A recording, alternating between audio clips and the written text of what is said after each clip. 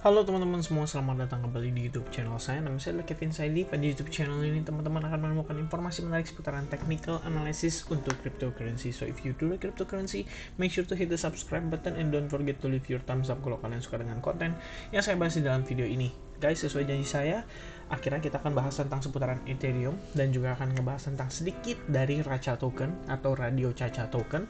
Yang Racha token ini sebenarnya menurut cukup viral ya beberapa minggu lalu. Harganya cukup penguatannya sangat drastis dan sangat signifikan.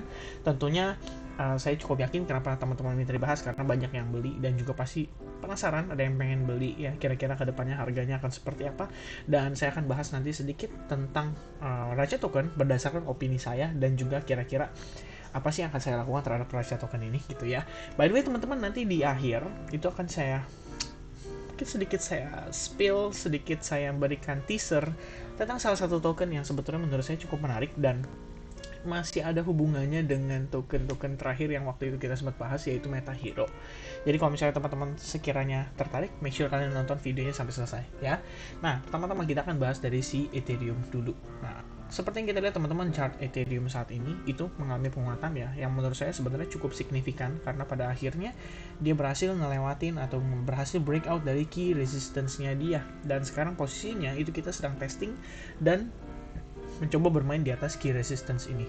Nah, sebenarnya beberapa hari lalu kita udah sempat inform melalui advance group bahwa sebelumnya Ethereum ini ngebentuk semacam descending channel, terus dia sudah breakout dari descending channel, lalu setelah dia breakout dia membentuk seperti inverse head and shoulders, dan akhirnya kita bisa lihat teman-teman hari ini akhirnya Ethereum kembali menguat gitu ya. Nah, sebenarnya kenapa sih kita perlu bahas Ethereum ini gitu? Ethereum itu sebetulnya kalau saya pribadi ngelihatnya itu sebenarnya sebagai salah satu tolak ukur atau salah satu indikator tentang kapan kita itu mulai transisi dari Bitcoin, penguatan Bitcoin itu ke arah alt seasons ya. Jadi sebenarnya kan banyak orang, dan bahkan saya cukup yakin banyak banget trader-trader di luar sana yang sekarang tradingnya di crypto itu mostly-nya tradingnya hanya di alt season maksudnya di altcoins ya. Dan kalau misalnya kita mau berbicara ke altcoins, berarti stage awalnya adalah kita harus melihat perpindahan atau transisi antara Bitcoin ke Ethereum. Makanya kalau misalnya kita ngeliat Ethereum itu udah melampaui pergerakannya Bitcoin, maka sebenarnya sudah ada sign awal lah, bisa dibilang kita itu akan masuk ke pergerakan-pergerakan yang bisa dibilang altcoins-nya itu nggak wajar gitu ya. Jadi kayak mau Bitcoin turun ya tetap altcoins-nya naik gitu. Sama kayak kemarin Sand, terus juga Alice gitu. Ya ini token-token yang istilahnya tetap naik walaupun Bitcoin-nya turun. Kan kurang lebih seperti itu. Nah, sekarang kita bahas dulu dari Ethereum-nya supaya teman-teman tahu nih gambarannya kira-kira seperti apa sih. Pertama, saya akan bahas dari Ethereum BTC dulu ya. Karena ini juga merupakan satu indikatornya untuk kita mengetahui teman-teman. Saat ini posisi Ethereum BTC itu menguat sangat signifikan ya. Bahkan kita sudah break juga dari key resistance-nya. Jadi sebetulnya kalau kita lihat nih secara pergerakan si Ethereum ini itu nggak cuman break dari key resistance yang di Ethereum against USDT-nya, tapi dia breakout juga terhadap Ethereum against BTC gitu. Jadi ini udah bagus banget ya. Bahkan kalau kalian lihat di sini salah satu resistance terakhirnya pun sudah di break juga, dan sekarang posisinya kita sudah lagi ngambang-ngambang di atas area ini.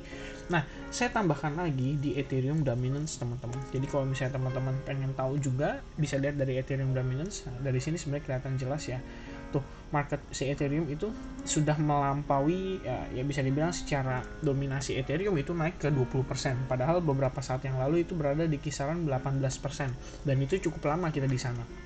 Jadi kalau saya rasa kita ngelihat Ethereum kayak gini, penguatan kayak gini sebenarnya udah plus banget ya, terutama buat teman-teman yang pada magangnya tuh di altcoins. Jadi kalau misalnya teman-teman kebanyakan investasi di altcoins, ini tuh salah satu indikasi awal untuk kalian pahami bahwa oke, altcoin sebentar lagi akan menguat kembali gitu. Kita lihat comparison dengan Bitcoin ya. Bitcoin sama-sama memiliki key resistance, tapi kalian bisa lihat perbedaannya dengan si Ethereum ya. Kalau kalian bilang di sini Ethereum, oh kayaknya double bottom kok, di sini kelihatan. Oke, kalian bisa katakan itu double bottom juga. Terus ada kemarin yang bilang juga kayak ya kayak kita mungkin ya, kita ngelihatnya inverse head and shoulders gitu. Terus dia sudah breakout dari inverse head and shoulders ya, itu juga oke. Tapi pada intinya adalah yang harus kita perhatikan adalah proses perubahan atau transisi yang terjadi dari sellers yang begitu signifikannya sekarang mengubah arah Ethereum itu menjadi penguatan ya. Jadi slowly kita melihat sebenarnya Ethereum itu sudah mulai menemukan potensi bottomnya dia. Walaupun secara time frame 4 jam kita sama-sama bisa lihat teman-teman, Ethereum ini masih memiliki trendline ya yang bisa menahan penguatan Ethereum secara signifikan. Dan seperti yang kita lihat teman-teman, posisinya ini sudah lagi testing terhadap resistance tersebut ya.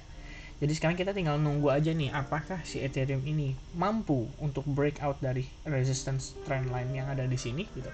Kalau misalkan mampu, maka seharusnya Ethereum itu bisa rally-nya bisa lebih signifikan, dan mungkin kita akan ngetes all time high-nya dia terakhir di kisaran $4.861. Dan tentunya seperti yang saya katakan kembali, ini adalah indikasi yang positif untuk kita nih yang pada megang altcoins ya, dan berharap altcoins kita meledak gitu kan kurang lebihnya ya.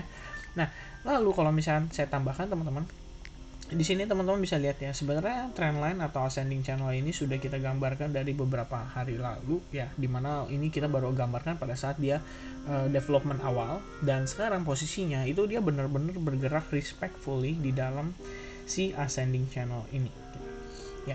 Jadi kalau saya rasa kita memang rejectnya tapi wajar ya, reject against si trendline daripada ascending channel ini. Nah cuman tinggal apakah si Ethereum ini akan kembali masuk ke dalam gitu ya. Menurut saya sedikit banyak kali ini kena impact juga dari Bitcoinnya ya, karena Bitcoinnya dropnya juga cukup signifikan. Jadi saya rasa ini adalah hal wajar. Kalaupun demikian, ada kemungkinan dia break dari si support line-nya ini, tapi kemudian dia bisa rebound lagi nanti ketika dia testing bagian bawah si ascending channel. Itulah kenapa namanya channel ya. Kalau channel itu dia kecenderungan adalah tidak respect terhadap recent support and resistance-nya. Oke. So, kalau misalkan berdasarkan si inverse head and shoulders-nya sendiri, target kan diukur kurang lebih dari panjang bottomnya ke neckline-nya, dan sebenarnya pada saat dia break neckline-nya di kisaran area ini ya, ini kan adalah neckline-nya dia nih ya, kurang lebih seperti itu sudah tercapai guys ya, secara target itu sudah tercapai. Cuma memang kalau misalkan kita ngelihat dia sekarang momentumnya masih positif, masih kuat ya, kenapa nggak kita follow up si Ethereum ini untuk kemudian sama-sama ngelihat dia ngejar ke new all time high-nya. Dan sementara kalau misalnya kita lihat dari time frame daily, sebenarnya yang cukup positif menurut saya di Ethereum ini adalah dia pertama reject keras dari Fibo 38,2%. Dan untuk info ke teman-teman, area tersebut juga merupakan key resistance sebelumnya. Jadi kalau misalkan kita melihat dia ketahan di sini, ini udah bagus banget ya. Di sini confluence of support terdiri dari key resistance sebelumnya yang sekarang menjadi key support ya. Lalu di sini juga kita lihat ada exponential moving average 55 didampingi dengan Fibo 38,2% di kisaran $4.000. Jadi kalau misalnya Ethereum nggak tembus $4.000 pada closing daily, itu sebenarnya udah oke banget kalau menurut pandangan saya teman-teman. Dan sekarang kita tinggal nunggu aja si Ethereum itu untuk ngetes kembali ke key resistance kita di kisaran $4.931 dan juga $4.750 ya. Nah alternatifnya, atau ini istilahnya skenario bearishnya ya, atau alternatifnya adalah ada kemungkinan kita ngelihat di sini baru develop ke A correction-nya aja, which is harusnya sih ada B correction dan dilanjut dengan either itu flat correction atau bisa jadi zigzag correction ya. Jadi kurang lebih dia kayak di bawah drop dulu gitu, karena kan secara overall kalau saya pribadi ngelihat teman-teman, ini udah wave 1 ya, ini udah wave 2, lalu di sini dilanjut ke wave 3, wave 4, dan potentially ini yang terakhir adalah wave 5-nya dia. Nah makanya nih, apakah ini bisa dibilang kita masuk ke fase korektifnya, atau justru saya salah perhitungannya? Artinya di sini adalah wave 1-nya kita, wave 2-nya kita, dan sekarang kita lagi develop menuju ke wave 3, wave 4, dan seterusnya ya. Artinya berarti potensi jangka panjangnya si Ethereum itu bisa aja ngejar ke $10.000 teman-teman ya. Nothing is impossible. Nah saya rasa teman-teman itu update saya sementara untuk Ethereum. Jadi kalian boleh perhatikan terhadap dua skenario tadi yang saya jelaskan. Cuma secara probabilitas saat ini tentunya kita lebih megang ke arah si bullishnya, karena memang yang sudah tampak ya jelas bullishnya gitu kan. Kita udah ngelihat dia udah berhasil break dari si key resistance-nya. Cuma tinggal pertanyaannya ini aja nih, trendline ini ya. Jadi kalian harus perhatikan kalau misalkan demikian kita ke reject dari trendline ini dan signifikan dropnya bahkan keluar dari descending channel, maka tadi ya kita sudah sampaikan juga ada kemungkinan kita bermain membentuk semacam ABC correction secara zigzag ya. Jadi itu tetap harus kita antisipasi, jangan terlalu overconfident. Nah berikutnya teman-teman, ini yang paling banyak ditanyakan orang-orang ya, Radio Caca. Radio Caca tuh apa sih ya, token apa sih? Kalian tinggal nge-search aja, sebenarnya ada banyak artikel yang bisa ngebahas tentang Radio Caca token ini. Dan saya lihat beberapa YouTuber YouTuber itu udah pada bahas ya tentang seputaran fundamental token dari Radio Caca ini. Nah, ini akan saya bahas sekilas saja menurut pendapat saya, pandangan saya. Jadi, sekarang kan yang lagi viral itu adalah metaverse ya. Metaverse itu adalah satu kondisi di mana ketika kita misalkan menggunakan virtual reality kayak VR ya, kita pakai VR, itu tuh kita bisa ngobrol sama teman-teman kita dengan kondisi kayak misalkan jadi kalau teman-teman tahu Facebook itu kan ganti nama jadi Meta. Nah, ini kan sebenarnya adalah titik awal di mana orang-orang tuh kayak mulai anjir, waduh ini game-game yang berbau-bau virtual reality ini bakal nge-booming nih. Karena Facebook aja mengelirik ya. Istilahnya yang tadinya dia cuma basisnya ya website, web base, aplikasi base, terus sekarang dia pengen bikin Facebook itu benar-benar lebih level up lagi. Jadi kalau misalnya teman-teman tahu itu ada 2 film yang bisa dibilang bisa jadi patokan kita untuk melihat bagaimana sih kondisi metaverse itu ke depannya. Yang pertama itu adalah Ready Player One. Jadi kalian tinggal search aja kalau yang belum nonton ya, make sure kalian nonton filmnya. Ready Player One itu dia gamenya itu basisnya adalah metaverse. Jadi kita tuh ya, kita cuman kayak pakai VR begini aja terus kita lihat bagian dalam gamenya itu ya seru gitu ya. Nggak kelihatan nih. Nah tuh kayak gini kurang lebih guys ya. Kebayang nggak sih karakter-karakter ini itu adalah kita di masa depan gitu loh. Jadi kita bisa aja main game bola bareng, bisa aja kita main game apapun itu ya, istilahnya di dalam dunia virtual reality. Nah, itu adalah salah satunya. Atau yang terbarunya, saya lupa ya kemarin judulnya apa ya. Pokoknya filmnya Ryan Reynolds yang terbarunya. Nah, itu salah satunya juga sama, itu virtual reality juga. Kurang lebih gambarnya kayak gitu. Nah, jadi Radio Caca ini mungkin fokusnya itu lebih ke arah sana. Jadi dia kurang lebihnya tuh sama kayak beberapa token-token yang saat ini kita bilang itu metaverse banget ya. Nah, ini adalah USM Metaverse. Jadi kalau kita cari tahu dulu teman-teman, Radio Caca tokennya sendiri itu sebenarnya adalah token yang kemungkinan akan dipakai untuk sebagai alat pembayaran ya. Jadi alat pembayaran untuk kita beli misalnya kostum, untuk kita mungkin beli gamenya, kayak misalkan kan salah satu game yang sekarang lagi dimainkan itu adalah si Metamon ya, Metamon Island, Metamon game. Kalau saat ini sih kita baru lihat ada mini gamesnya aja, dan soon or later di sini dijelaskan ya akan terintegrasi dengan si USM, which is ini yang tadi ya. Apa namanya ini USM itu adalah the Ultimate Metaverse ya kalau nggak salah. Coba saya cek dulu sebentar teman-teman, make sure biar saya nggak salah ya. USM nih ya, the Universal Metaverse ya.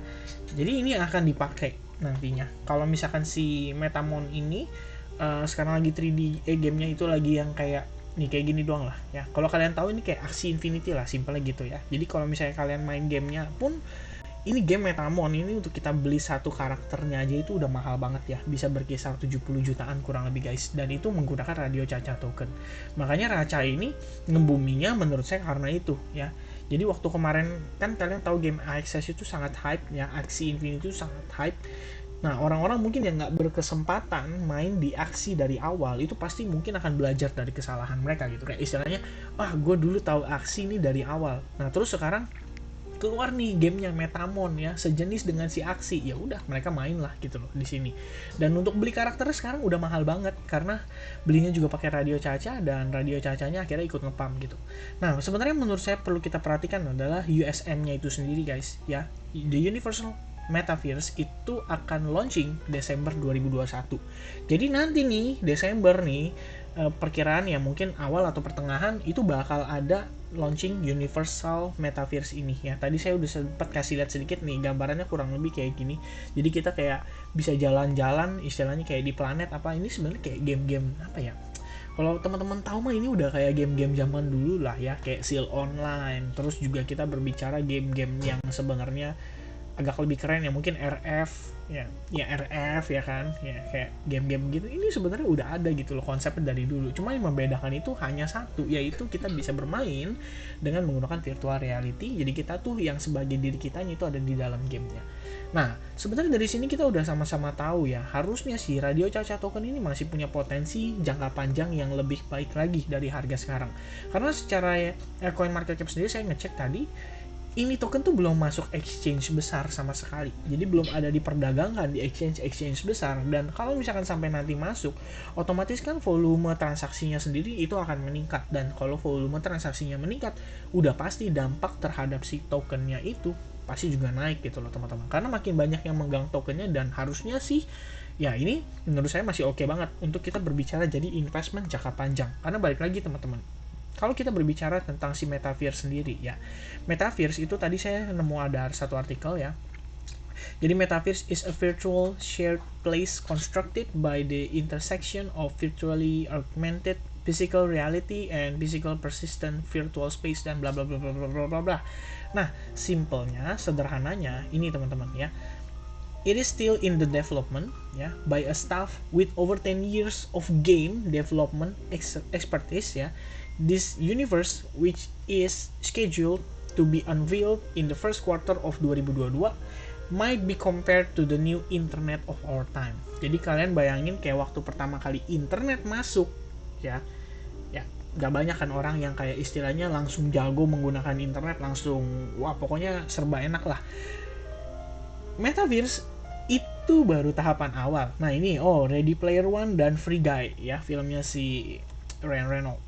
Jadi kurang lebih Metaverse ini kalau kita bicara kita mau invest, ini kita bukan bicara invest buat 2 bulan 3 bulan kayak yang tadi saya kayak waktu terakhir saya jelasin ya.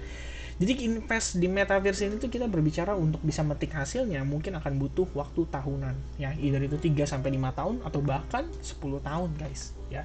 Jadi memang kita ngelihat sebenarnya punya potensi bisa dimanfaatkan, tapi kalau kita berbicara investment ini tuh jangka panjang. Bukan kita bicara kayak you beli sekarang and then kayak 2-3 bulan lagi jadi orang super kaya di planet bumi ini gitu. Enggak bisa kayak gitu teman-teman ya.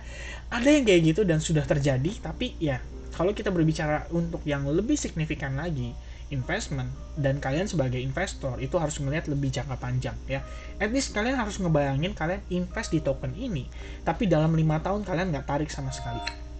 Kalau kalian mau dapetin hasilnya, itu menurut pandangan saya. Jadi kalau misalnya teman-teman tanya ke saya, kok lu invest nggak? Gue juga invest, tapi investnya itu untuk jangka panjang, seperti yang tadi saya bilang ya.